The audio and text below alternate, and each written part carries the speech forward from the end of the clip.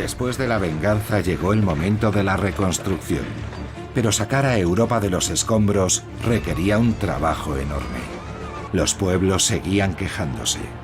El futuro de la Alemania dividida era incierto y otra guerra amenazaba. Americanos y soviéticos no compartían la misma concepción de la nueva era que se anunciaba. Los aliados habían ganado la guerra, pero ¿y la paz? Después de Hitler, segunda parte.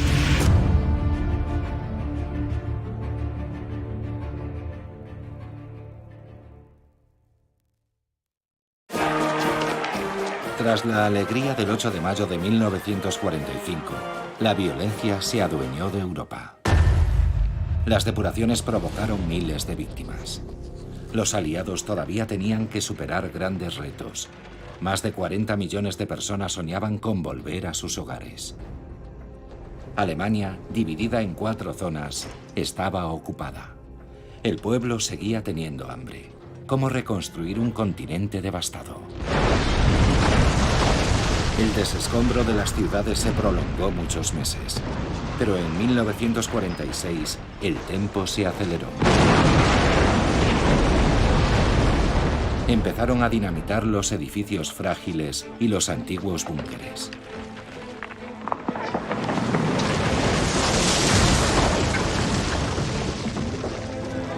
Hasta los animales del zoo fueron movilizados para las tareas de demolición.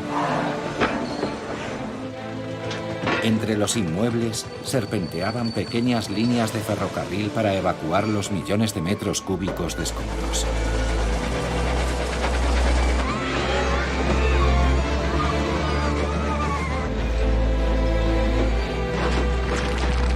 Y en medio de ese decorado surrealista, la infancia recuperaba el tiempo perdido.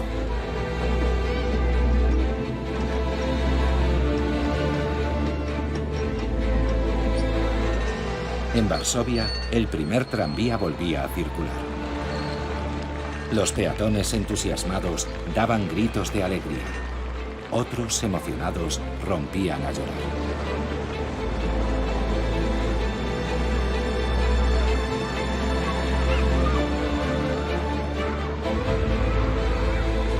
Un periodista polaco declaró al visitar su país: a cada paso que das, te das cuenta de que la tarea está en marcha. Ya se ha realizado un gran trabajo de desescombro. Se trabaja en medio del ruido y el polvo, pero reina el optimismo. Las ciudades salían del caos. Stalingrado también reanudaba la vida.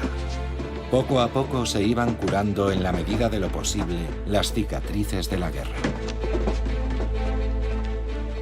Las escuelas abrían en medio de las ruinas.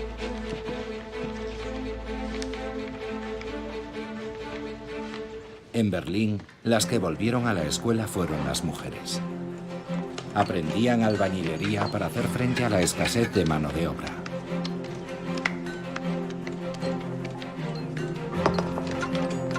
Tenían que producir sin materias primas. Daba igual, reciclaban. Retiraban la argamasa de los ladrillos para poder reutilizarlos. Los cascos de la Wehrmacht se transformaban en escurridores. Los Panzerfaust, unos lanzagranadas antitanque, se convertían en cacerolas.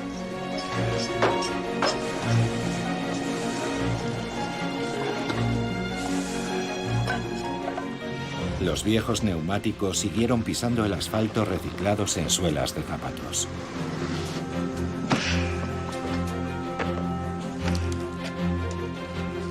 Los jardines del Reichstag se transformaron en huertos. El metro volvió a funcionar, iluminado por improvisados tragaluces.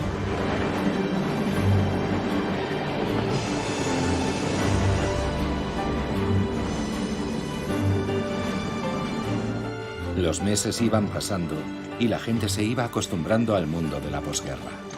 Berlín aprendía a convivir con las ruinas.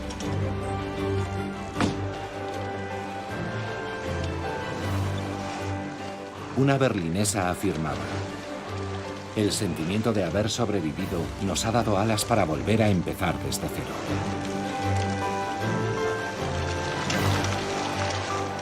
Aunque faltaban 20 años hasta reconstruirlo todo, las noticias eran muy entusiastas. Es primavera en Berlín. Detrás de las fachadas derribadas la gente quiere vivir. Se adaptan imperturbables. Incluso riegan las plantas.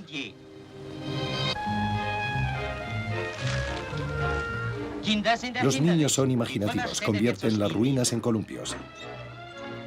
En los jardines, las huellas de la destrucción no alteran el descanso al sol. Y los enamorados vuelven a pasear por los parques. Pero este optimismo enmascaraba muchos problemas. Cientos de miles de huérfanos seguían deambulando por las calles. Más de 200.000 niños vagabundeaban en Berlín, Roma, Nápoles y Milán. En Polonia eran cerca de 1 millón. En la zona soviética de Alemania, las noticias difundieron un programa para ayudarles a encontrar a sus familias. Karl-Heinz-Laya de Berlín. Ostrol de Rastenburg, en Prusia Oriental. Este niño no tiene nombre. Fue encontrado el 24 de enero de 1945 en la estación de Pankow-Schönhausen. Esta niñita de 18 meses fue encontrada hace más de 1 año en un campo cerca de Banlitzy. Christian Korber, de Danzig. Mi madre se suicidó con veneno y mi padre estaba en un barco de guerra. Buscamos a nuestros padres. Ayúdennos a encontrarlos. Estos anuncios se siguieron emitiendo hasta los años 50. Gracias a ellos, 300 niños encontraron a sus familias.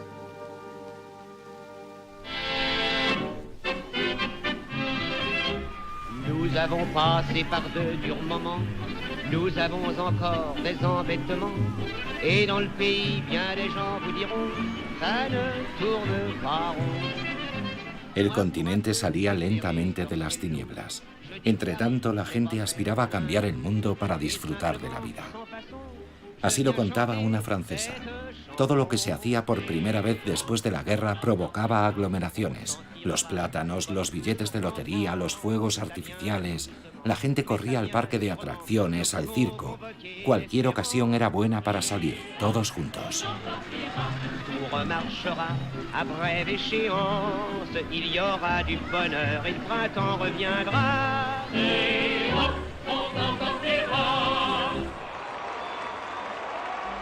Corrían tiempos de cambios.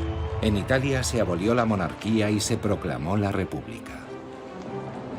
En Francia nació un nuevo régimen, la Cuarta República. Las mujeres obtuvieron por fin el derecho al voto en Francia y en Bélgica. En Reino Unido y Francia, la banca, los transportes y la energía pasaron a estar bajo el control del Estado. El objetivo era transformar la economía para ponerla al servicio del interés general, de la nación y de la prosperidad. En Francia se creó la Seguridad Social y en Gran Bretaña el Servicio Nacional de Salud garantizaba la asistencia sanitaria a toda la población. También se realizarán radiografías en caso de ser necesario.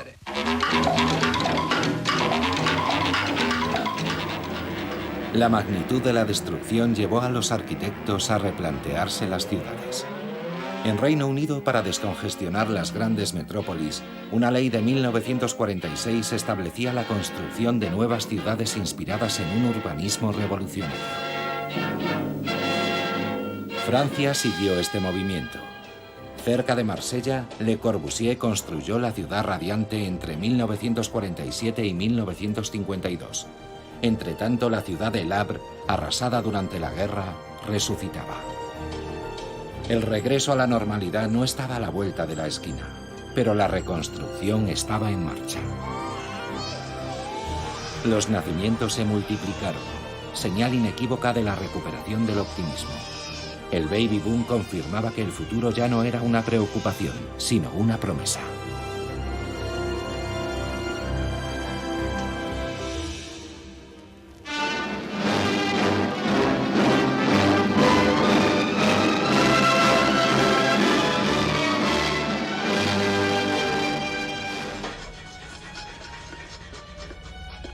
Al este de Europa, los pueblos también soñaban con la renovación. Pero las reformas se llevarían a cabo bajo la atenta mirada de Moscú. Los estados de Europa Oriental habían sido liberados por el Ejército Rojo. Stalin los consideraba bajo su influencia. Para poder gobernarlos sin armar revuelo, su estrategia consistió en hacer que los comunistas participasen en los gobiernos. En Polonia, Checoslovaquia, Bulgaria y Hungría, los partidos comunistas colocaron a sus peones en el gobierno, a menudo gracias a elecciones amañadas. Poco a poco se fueron apoderando de los puestos clave, justicia, ejército e interior, para poder controlar la maquinaria represiva. Una amenaza por la que solo el ex primer ministro inglés Winston Churchill se preocupó en público. Invitado por el Fulton College en Missouri en marzo de 1946, Churchill denunció alto y claro la incipiente e insidiosa sovietización. Desde Stettin en el Báltico a Trieste en el Adriático, un telón de acero ha caído sobre el continente. Pero nadie le escuchó. Los gobiernos del este no dieron importancia a la amenaza roja. Obsesionados por la barbarie nazi, los alemanes seguían siendo para ellos el único enemigo a combatir. En Hungría, Yugoslavia, Checoslovaquia, Rumanía y Polonia, la posguerra se convirtió en el escenario de un gigantesco ajuste de cuentas. El objetivo eran los pueblos de origen alemán. Colonos recién llegados o instalados en estos países desde hacía décadas empezaron a ser considerados como personas non gratas. Una venganza implacable iba a abatirse sobre ellos. En Checoslovaquia, en la Praga liberada, una ordenanza obligaba a la población germanófona a llevar un distintivo, la cruz gamada o el brazalete blanco. Les prohibía el acceso a los teatros, restaurantes y parques públicos y les sometía al toque de queda. Las autoridades checas no tardaron en dar un paso más. Despojada de la nacionalidad, la población de origen germano fue masivamente expulsada. Los refugiados eran tan numerosos que familias enteras se concentraban en los campos de tránsito. No tenían elección y esperaban allí el día de su traslado.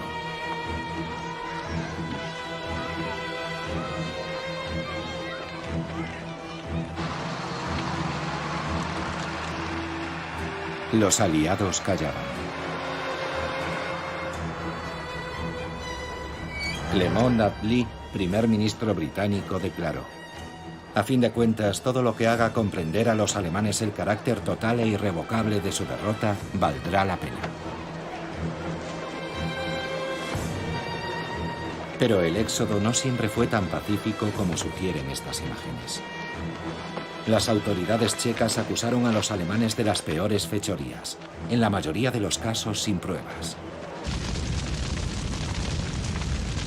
En Usti, en los Sudetes, explotó un almacén de explosivos. Los alemanes fueron inmediatamente señalados como los autores. Rápidamente se organizó una auténtica cacería. Los alemanes fueron arrojados al Elba. Más de 100 personas perdieron la vida. En muchas ocasiones linchaban a los alemanes. Cerca de Praga, un cineasta aficionado grabó con su cámara de 8 milímetros estas imágenes. Un grupo de civiles alemanes era conducido por la fuerza a la orilla de una carretera.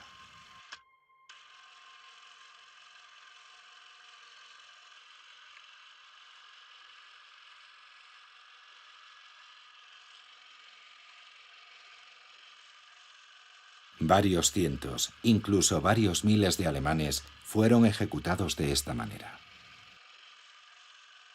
Un estudiante checo confesó: nosotros callábamos, igual que callaba la nación alemana.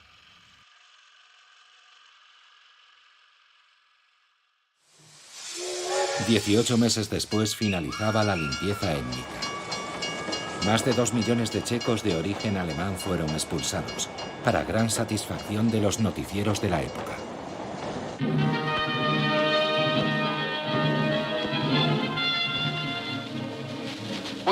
Por primera vez desde hace 1000 años, nuestro país se ha deshecho de los alemanes. Y es la última vez, porque los alemanes no regresarán nunca a nuestro país.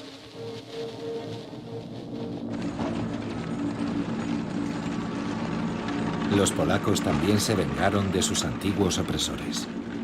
Expulsaron a la minoría alemana de su territorio.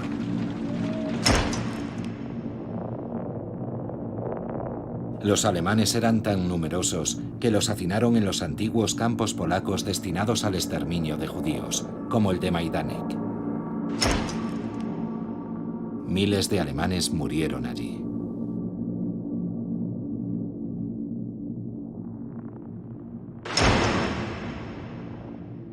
Los soviéticos también se beneficiaron de la expulsión de los alemanes.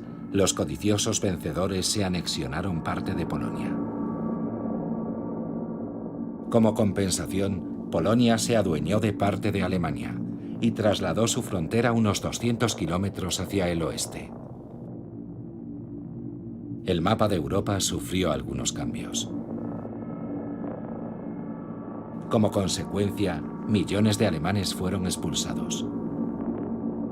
Entre 1945 y 1947, la población germanófona fue expulsada de todos los países del este de Europa, provocando uno de los mayores flujos de refugiados de la historia europea.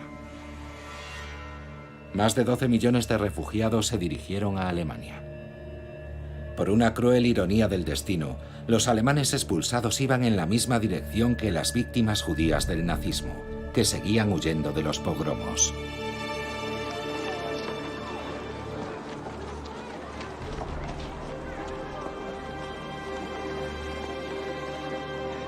Un coronel inglés declaró: "Tendemos a ver la Alemania ocupada como un basurero de capacidad ilimitada, susceptible de recibir los desechos de todo el mundo".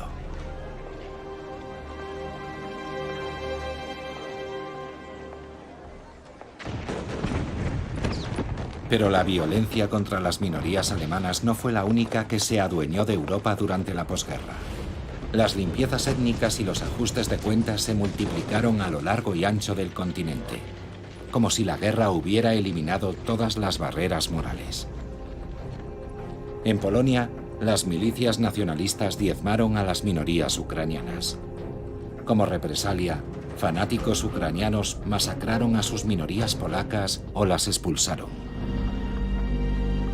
En Yugoslavia, el mariscal Tito asesinó a los croatas ustachas que habían colaborado con Hitler e impuesto su horror.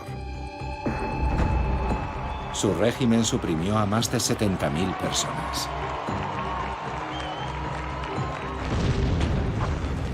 En Grecia, una guerra civil enfrentó a comunistas y monárquicos.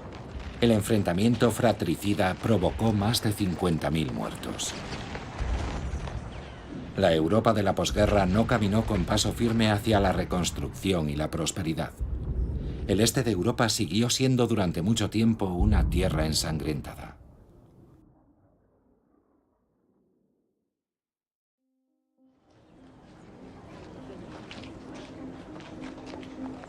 En 1947, las personas desplazadas por fin estaban de regreso en sus hogares.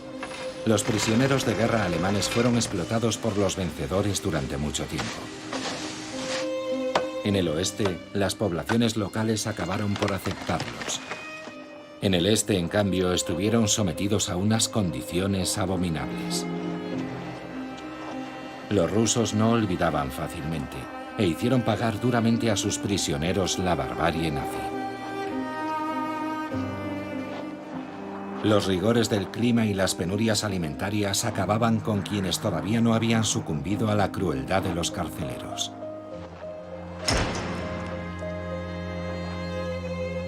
Un tercio desapareció en las extensiones desoladas del Gulag, es decir, alrededor de 1 millón de prisioneros alemanes. En cuanto a los judíos supervivientes, querían rehacer sus vidas en el oeste.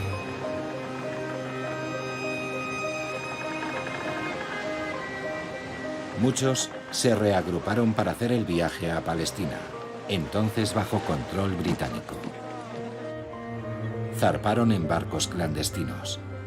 En 1947, un viejo y gastado barco, el Exodus, transportaba a más de 4.500 refugiados. La Royal Navy lo inspeccionó y denegó a los judíos el derecho a instalarse en la tierra prometida. Los pasajeros fueron transferidos a 3 navíos de la Armada. Y lo peor de todo es que los llevaron a Alemania, a su zona de ocupación, en donde los internaron en campos. La indignación era mundial. Después del escándalo, la Asamblea General de Naciones Unidas votó la división del territorio para crear 2 estados, uno judío y otro árabe.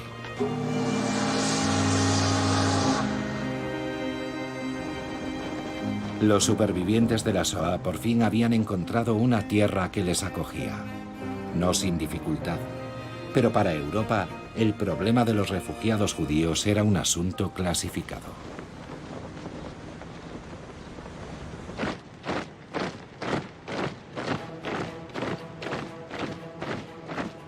Estados Unidos, igual que sus aliados británicos y franceses, temían sobre todo el peligro alemán. Pero la estalinización insidiosa del este de Europa y el creciente potencial militar de la Unión Soviética cambiaron la situación. En marzo de 1947, un año después del discurso de Churchill en Fulton, Harry Truman pronunció ante el Congreso un discurso que cambiaría el devenir de la posguerra. Enunció el principio de contención. Era necesario contener la expansión militar de los soviéticos, ayudando a los pueblos que se resistían a su influencia. Creo que la política de Estados Unidos debe ser la de ayudar a los pueblos libres que resisten a las maniobras de minorías armadas o a presiones exteriores. La existencia del Estado griego se ve amenazada por la actividad terrorista de varios miles de hombres armados, dirigidos por los comunistas. Debemos actuar de inmediato y con determinación. Para evitar que la guerra civil griega hiciese caer al país en manos comunistas, Washington brindó ayuda militar a Atenas, así como un apoyo de varios millones de dólares. Pero Truman había sacado otra conclusión. El mayor peligro no residía en la amenaza militar soviética, ya que los rusos todavía no tenían la bomba atómica. La verdadera amenaza era la miseria. Era el caldo de cultivo ideal para que el comunismo prosperase. Porque en 1947 los pueblos estaban al límite de sus fuerzas. Las economías a duras penas se recuperaban. En Italia y Francia, millones de personas seguían viviendo en pésimas condiciones y el pan seguía estando racionado.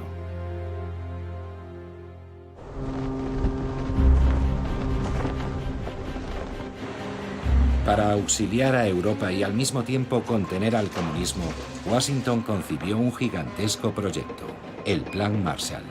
El objetivo era ayudar a Europa a salir de la depresión mediante créditos masivos y al mismo tiempo conseguir nuevos mercados para la economía americana. Materias primas y maquinaria volaron al rescate del viejo continente. No se trataba de una ayuda de urgencia, sino de un auténtico plan de recuperación. Stalin comprendió que el plan podría debilitar su dominio sobre Europa del Este. Así que prohibió aceptar la oferta de Washington a los países que estaban bajo su influencia.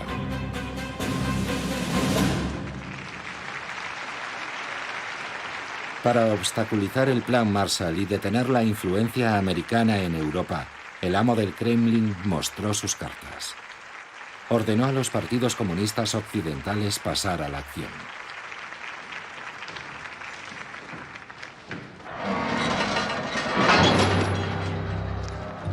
Consumidos por la miseria, los pueblos no esperaron la llamada para salir a las calles.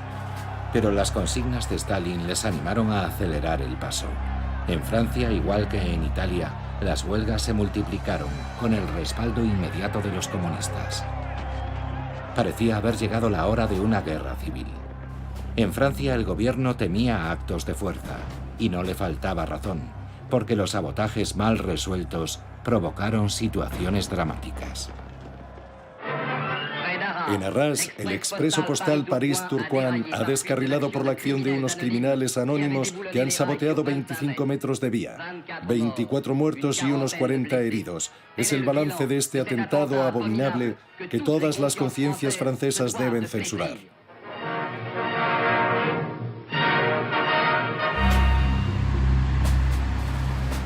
Para contener los disturbios, el ministro del Interior, el socialista Jules Moch, se enfrentó a ellos con mano dura. 80.000 reservistas fueron llamados a filas. La tropa tenía permiso para disparar. Al cabo de una semana se restableció el orden, aunque hubo varios muertos. Los comunistas no habían conseguido obstaculizar el Plan Marshall. Los millones de dólares del tío Sam relanzaron las economías del viejo continente. Las infraestructuras empezaban a funcionar. La agricultura recuperó el rendimiento de antes de la guerra y lo superó. Los americanos apostaron por ayudar a la maltrecha economía alemana. Una Alemania fuerte sería más barata de mantener y serviría de muralla contra el comunismo. La prosperidad había regresado. El Plan Marshall era el maná que salvaba al viejo continente del desastre, pero también lo abría a las empresas americanas.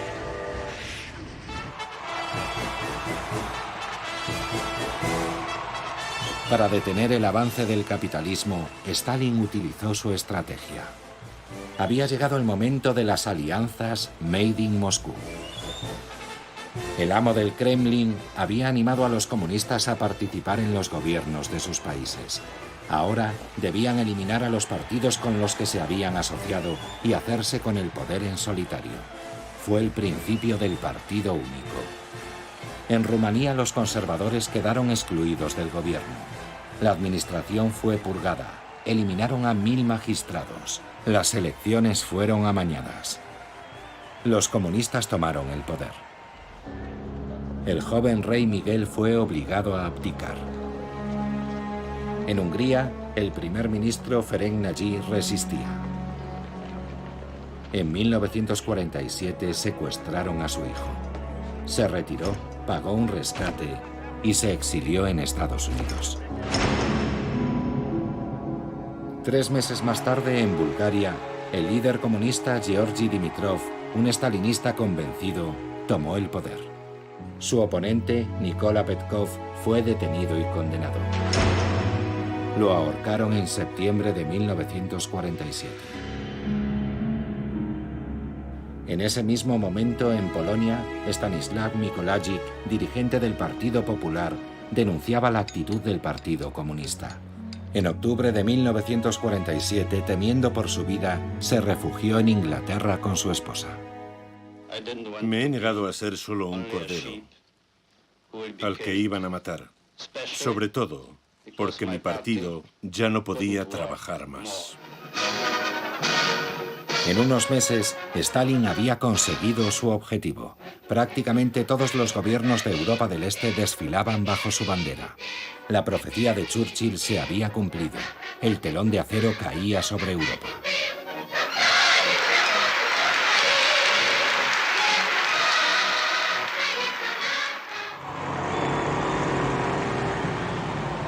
Pero había un país que todavía no había sucumbido: Checoslovaquia. El presidente, Eduard Beneš, siempre había intentado mantener una relación cordial con la Unión Soviética. Frente a la oposición de Stalin al Plan Marshall, una delegación checoslovaca fue al Kremlin con la intención de hacerle ceder. En vano.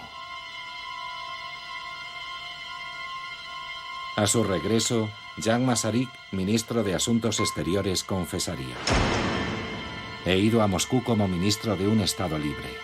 Regreso como un vasallo de Moscú. Los ministros demócratas que se oponían al control de Stalin dimitieron en febrero de 1948. Los comunistas respondieron de inmediato. Incitaron a la población a la agitación y armaron unas milicias obreras. 200.000 personas salieron a la calle. Se desencadenó una huelga general. Para evitar la guerra civil, el presidente Beneš no tuvo más remedio que aceptar la formación de un gobierno con mayoría comunista, dirigido por Klemón Gottwald, secretario general del Partido Comunista Checoslovaco. Fue un golpe de Estado. Hoy no estamos huérfanos. Somos miembros de una gran familia eslava, encabezada por la Unión Soviética, una fuerza que nadie en el mundo vencerá.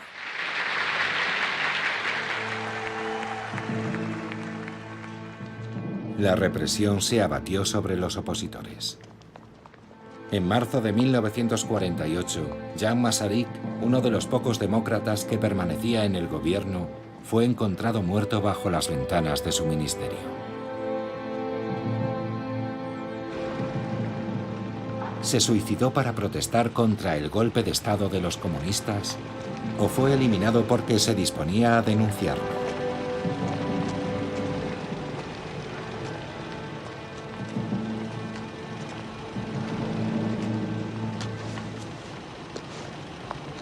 El país estaba conmocionado. La democracia había sido asesinada.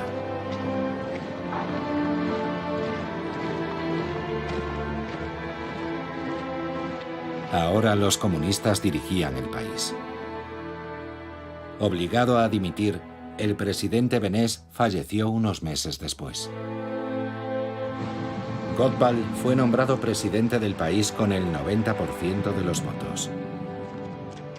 Checoslovaquia pasó definitivamente al este del telón de acero.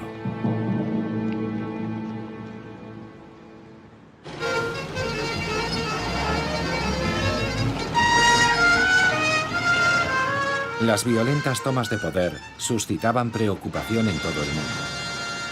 Una preocupación que el Partido Comunista Francés y su dirigente Maurice Thorez, subyugado por Stalin, no compartían. Con todo nuestro corazón, proclamamos nuestro amor a Stalin y le garantizamos nuestra confianza inquebrantable.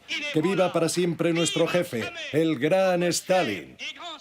¡Viva el comunismo!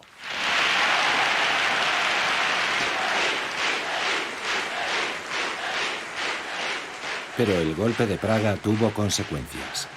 Era evidente que, dado el apetito soviético, no era posible compartir la gestión de Alemania con la Unión Soviética. Tras la división de Alemania en zonas de ocupación, los occidentales planeaban el nacimiento de un Estado occidental alemán independiente, situado bajo la protección de Washington. En junio de 1948, la antigua moneda, el Reichsmark, quedó fuera de circulación y se instauró el marco alemán. Los soviéticos no reconocieron la nueva divisa y la respuesta de Stalin fue fulminante.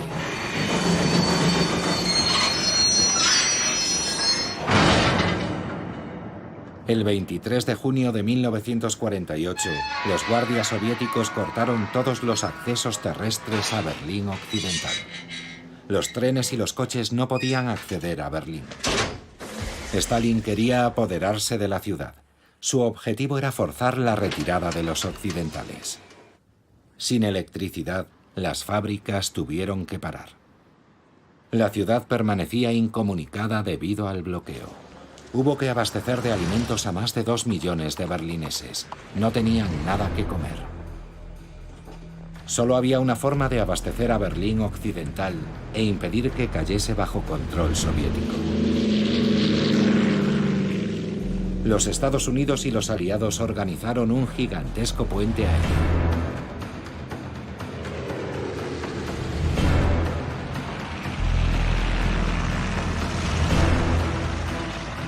Cientos de aviones transportaban víveres, materiales y materias primas: trigo, carbón, gasolina, medicamentos.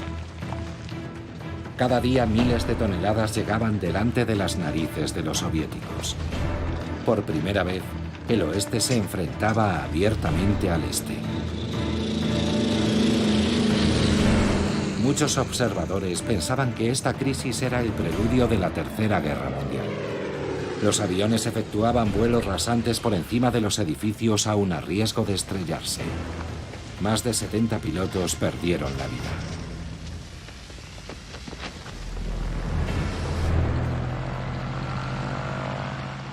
Los occidentales ya habían abandonado Praga.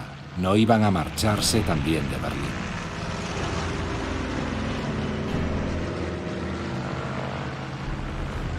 Una solidaridad que las noticias americanas se apresuraron a contar para elogiar la actitud de Occidente.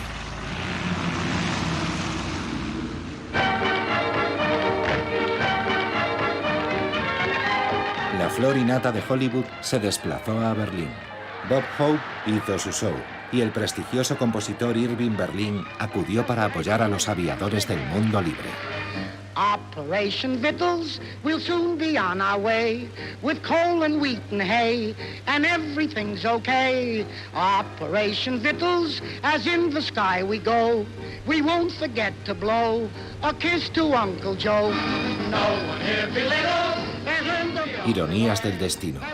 3 años antes, los bombarderos aliados machacaban Berlín y ahora lo estaban abasteciendo.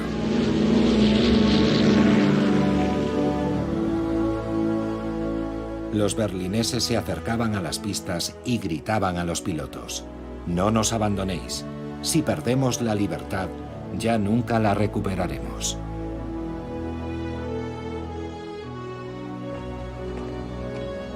Las tripulaciones lanzaban pequeños paracaídas llenos de tabletas de chocolate. Les apodaban los Candy Bombers, bombarderos de caramelo, y llenaban de felicidad a los niños berlineses.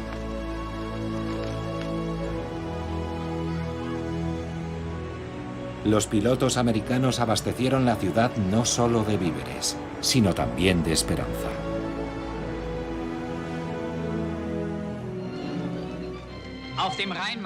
Ahora que nuevos escuadrones han reforzado el puente aéreo, estos jóvenes y valientes pilotos discuten las operaciones del día.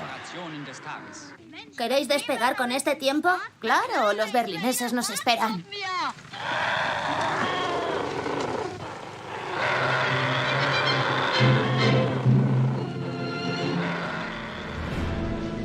El bloqueo duraba 11 meses.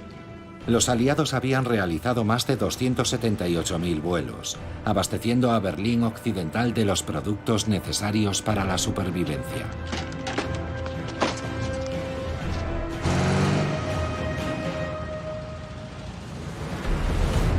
Aunque el desafío se había lanzado en el aire, en tierra la batalla iba a comenzar.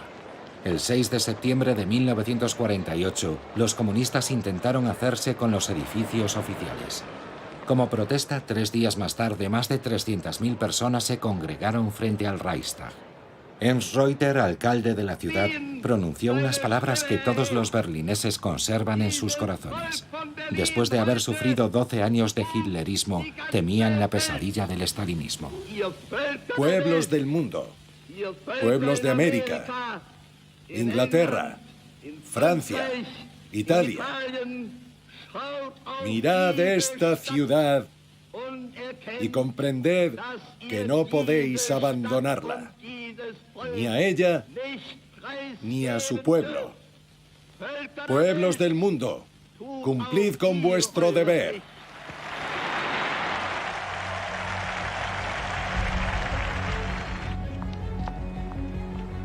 Después de la concentración, unos manifestantes quitaron la bandera roja que ondeaba en lo alto de la puerta de Brandenburgo. Se produjeron entonces violentos enfrentamientos con la policía del este. Pero los berlineses del oeste resistieron. Su ciudad se convirtió en un bastión de la democracia, al otro lado del telón de acero. Los alemanes ya no eran vistos como antiguos nazis, sino como las víctimas potenciales del totalitarismo de Stalin. Atrás quedaba la prohibición de 1945 de fraternizar. Los alemanes se habían convertido en sus aliados. En cuanto a los ocupantes del ayer, ahora eran considerados como liberadores y protectores. El puente aéreo selló la amistad entre vencedores y vencidos. El tío Joe cometió un error. Lejos de echar a los americanos, arrojó la zona oriental a los brazos del tío Sam.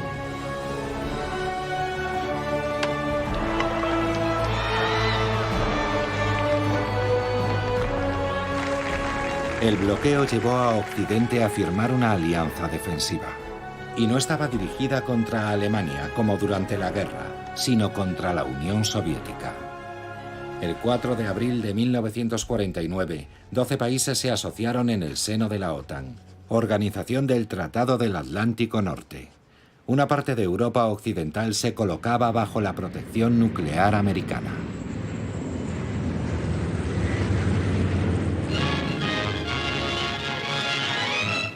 Es medianoche. Las barreras se abren. El bloqueo ha terminado. La circulación vuelve a esta carretera sin vida desde hace 10 meses. El 12 de mayo de 1949, Stalin levantó el bloqueo.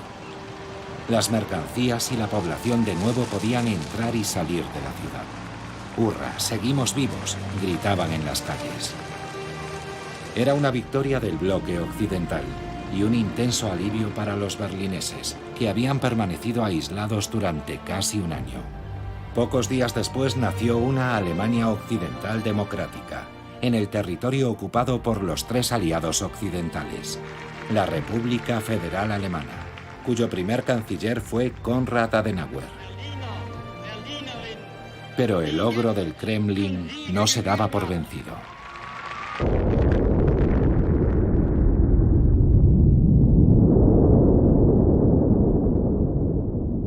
En septiembre de 1949, ante el estupor de Occidente, se llevó a cabo la primera prueba nuclear soviética. La Unión Soviética poseía el arma nuclear.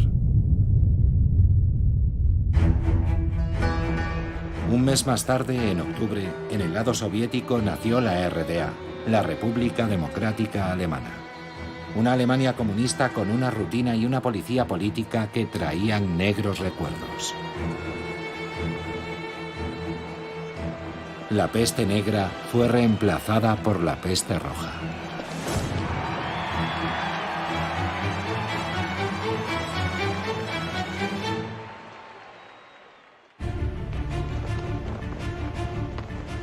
En 1945, un continente salió de la guerra afligido por el luto pero lleno de esperanza.